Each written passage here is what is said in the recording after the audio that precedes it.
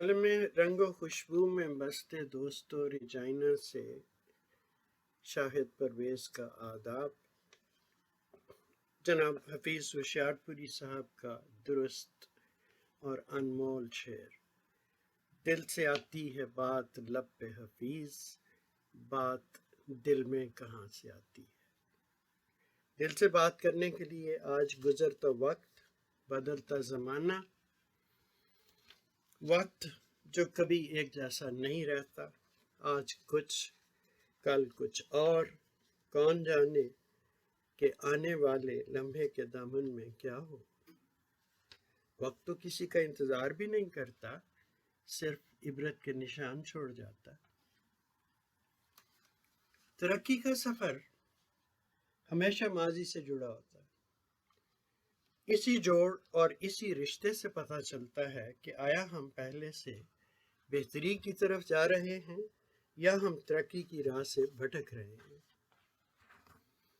سوچنے کی بات یہ ہے کہ کیا پچھلے 74 سال میں جوان ہونے والی ہماری نسلوں کو یہ پتہ ہے کہ ان کے ماضی کا ورثہ کیا تھا، تاکہ وہ اپنے لیے ترقی کا صحیح راستہ چن سکیں؟ کیا ہم نے نوجوانوں سے محض گلہ ہی کرنے کی بجائے کبھی ان کے ماضی سے ان کی جڑت کو سمجھانے کی بھی کوشش کی؟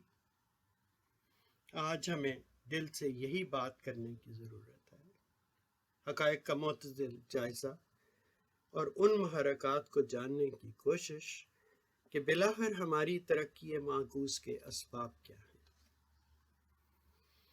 برطانوی سامراج کے خاتمے پر پاکستان اور کینیڈا ایک ہی جیسی دو پوسٹ کولونیل ڈومینینز تھیں۔ کینیڈا کی ترقی کو تو ساری دنیا مانتی ہے، لیکن پاکستان میں ایسا کیا ہوا کہ ہر آنے والا دن گزرے ہوئے دن سے زیادہ مشکل بن کے آتا ہے۔ اگر آپ مجھے ماضی پرست نہ سمجھیں تو کبھی ہم بھی دوسرے ملکوں کو مالی اور تکنیکی امداد دیا کرتے تھے۔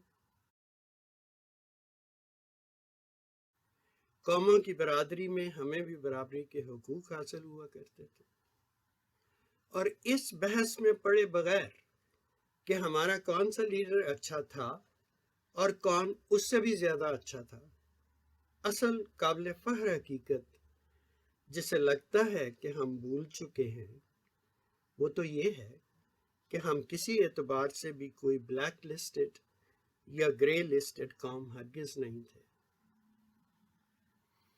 پاکستان کے تمام معاشرتی اور ریاستی ادارے چھوٹے اور کمزور ہونے کے باوجود اپنے اپنے ڈھانچے میں مکمل جاندار تھے۔ اسٹیٹ بینک آف پاکستان کو تمام دیگر بینک کسی مذہبی فریضے کی ادائیگی کی طرح روزانہ تازہ ترین اعداد و شمار مہیا کرتے تھے۔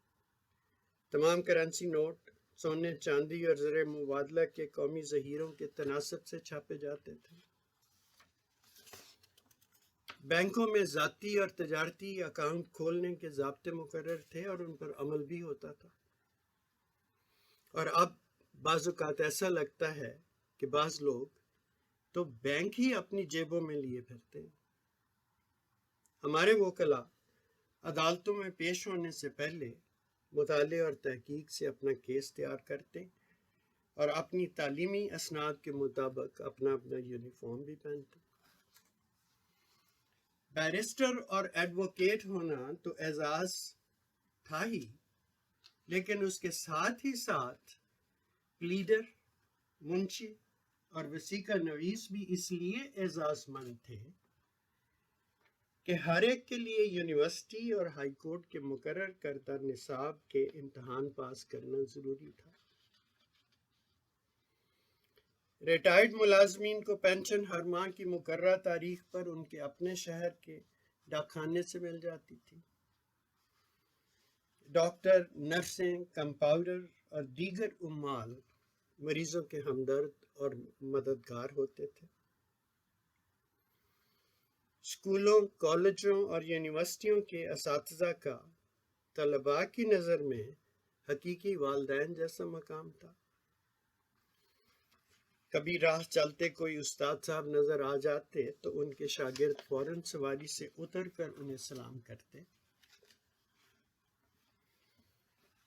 Principal government college Lahore doctor Nazir Ahmad صاحب کا دور ابھی بہت نزدیک کل کی بات ہے۔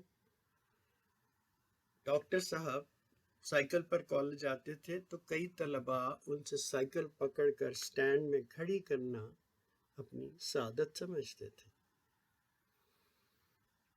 ایک لمحے کو آپ اپنے آپ سے یہ سوال پوچھیں کہ اب تک ہم نے اپنی ان روایات میں کتنی ترقی کی ہے، ان کو کتنا اور سنوارا ہے اور ان میں کتنا اور نکھار پیدا کیا۔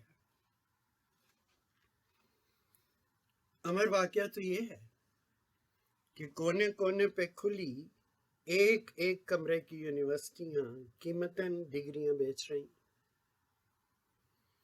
وکلاء عدالتوں میں جج پیٹ ڈالتے ہیں، جج بڑی عدالتوں میں وکلاء کو ننگی گالیاں دیتے ہیں۔ ہم دلکش نعروں سے اپنے ہی عوام کے سیاسی اور مذہبی جذبات کو آسانی سے بلیک میل کر دیتے ہیں۔ حالانکہ ذاتی مقبولیت کے جلسوں، جلوسوں اور دھرنوں پر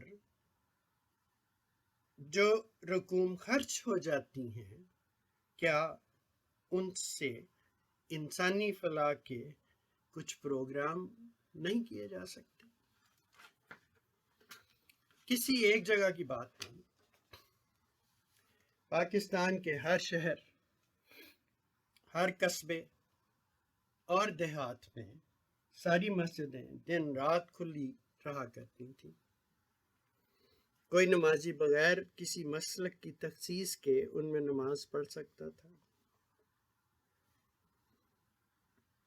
ظہر اور عصر کے وقت 5 منٹ کے وقفے سے 2 3 نمازیں ہوتی تھیں۔ ایک امامت میں اہل تشیع نے نماز ادا کر لی، دوسری امامت میں اہل سنت نے نماز پڑھ لی۔ مجال ہے کہ کسی شہری، کسی ادارے، کسی نمازی اور کسی امام الصلاۃ نے اس رواج پر اس وقت کبھی کوئی اعتراض کیا ہو۔ معاشرے میں افراط زر تھا ہی نہیں، سونا 80 روپے تولہ بکتا تھا، رشتہ داریوں میں امیر اور غریب کی کوئی تفریق موجود ہی نہیں تھی، رشتہ داروں سے میل جول صرف اپنے اپنے رشتے کی خاطر ہوتا تھا، جو گھر میں موجود وہی میزبان اور مہمان کی غذا، کسی تکلف اور تردد کا کسی کو خیال تک بھی نہ آتا تھا۔ ماحولیاتی فضا آلودگی سے پاک تھی، نیلا آسمان، اڑتے پرندے، ہر علاقے میں صحت اور صفائی کے انتظامات، اکثر شہری محلوں میں پھولوں سے بھرے باغیچے، ہر بڑے شہر میں تو کئی بڑے بڑے تفریحی باغ۔ ایک مرے کالج کی مثال لے لیں۔ تدریسی کلاسوں کے علاوہ یہ کالج ایک وسیع رقبے پر پھیلا پھولوں اور درختوں کا باغ تھا، جس میں نایاب جڑی بوٹیوں کے تختے بھی اگائے جاتے تھے، اور پنجاب بھر کے طلباء سے باٹنی کے سارے عملی امتحانات مرے کالج کے ان پودوں اور درختوں پر لیے جاتے تھے۔ مال روڈ لاہور، ہر چوراہے سے گزرنے والی ساری ٹریفک پولیس کے ایک باوردی سنتری کے ایک دستی اشارے کے ماتحت تھی۔ سائیکل سے لے کر کرائسلر کار تک کوئی خلاف ورزی نہیں کرتا تھا۔ پاکستانی سٹیج، سینما، آرٹس کونسلیں مقامی اور بین الاقوامی شاہکار عوام تک پہنچانے کا ہمہ وقت ذریعہ تھے۔ ہماری صحافت اتنی شفاف اور معتبر تھی کہ اخبار میں چھپی بات لوگوں کے لیے حرف آخر ہوتی، کیونکہ صحافت میں اس وقت حرف غلط کی کوئی گنجائش موجود ہی نہیں تھی۔ اب ہم کہاں کھڑے ہیں؟ اساتذہ اپنے ہی شاگردوں کو اور طلبہ اپنے اساتذہ کو پیٹ ڈالتے۔ مسالک اور اعتقادات میں ہم نہایت سخت گیر ہو گئے۔ درخت کاٹتے ہمیں فضائی آلودگی اور مستقبل کی ضرورتوں کا خیال بھی نہیں آتا۔ لاہور سے پشاور تک جی ٹی روڈ پر 2 رویا شیشم اور دیگر مقامی درخت لگے تھے۔ 1970 کے لگ بھگ سارے درخت ٹھیکے پر کٹوا دیے گئے۔ شمالی علاقوں میں قیمتی عمارتی لکڑی کے وسیع جنگلات تھے۔ پاکستان میں اگنے والی مہاگنی، ٹیک، برگنڈی اور سیڈر کی کینیڈا میں اور الاسکا میں اگنے والی لکڑی سے عالمی منڈی میں قیمت زیادہ تھی۔ ہم نے وہ جنگل کاٹتے اور لکڑی جلاتے ہوئے اپنے زر مبادلہ کا کچھ خیال کیا؟ ہم نے صحافت میں اپنے اجداد کی روایات کو مزید سنوارنے کی بجائے سنسنی خیزی اور اشتعال زدہ خبر نویسی کو کیوں اپنا لیا؟